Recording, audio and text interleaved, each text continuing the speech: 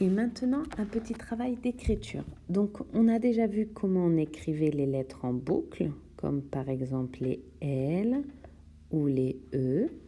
On a vu aussi comment on écrivait les lettres avec des pics, comme par exemple le I, comme par exemple le U. Et bien maintenant, nous allons voir les lettres qui sont arrondies, soit arrondies ou soit en demi-rond. Donc, dans un premier temps, un petit échauffement. Vous connaissez déjà le fonctionnement. Donc, on va dessiner les pattes des poussins. Donc, on va dessiner à chaque fois les deux petites pattes des poussins. Tac, tac, tac, tac, tac, tac.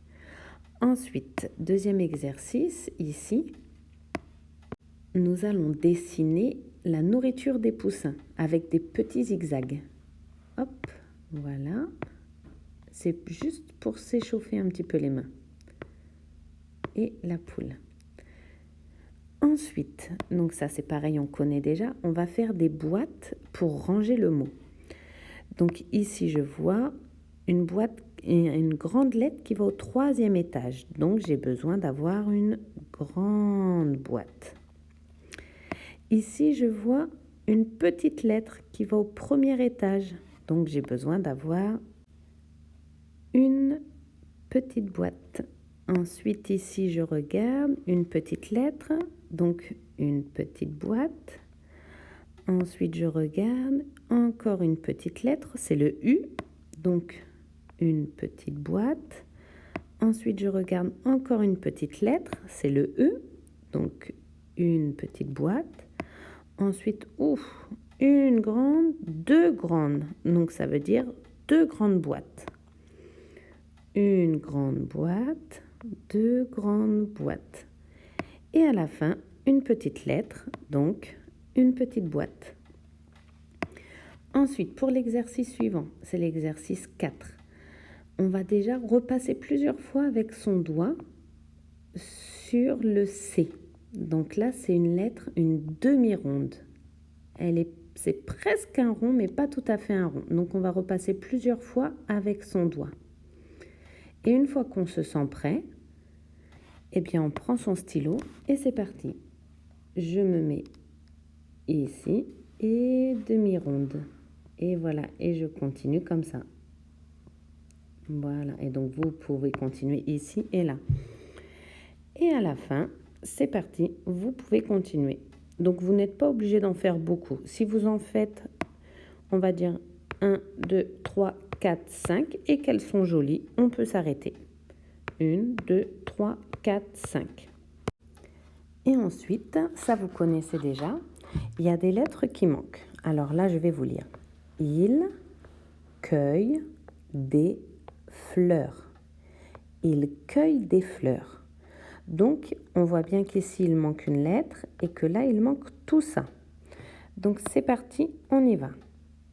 Il, donc je m'accroche et je monte tout droit et canne. Attention, pour le mot cueille, je dois l'écrire sans jamais lever mon stylo. Je fais tout d'un seul coup. C'est parti. C, U, je pique, et ma boucle, et pique, et une grande boucle, une deuxième grande boucle, et une petite boucle, et ma canne. Et à la fin, je mets mon I. Donc voilà, vous faites la même chose ici. C'est parti pour la deuxième phrase, donc on regarde. Regarde, cette fleur est très belle. Celle-ci aussi. Donc c'est à vous, on écrit.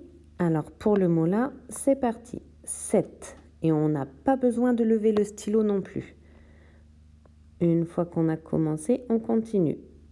Petite boucle, je pique,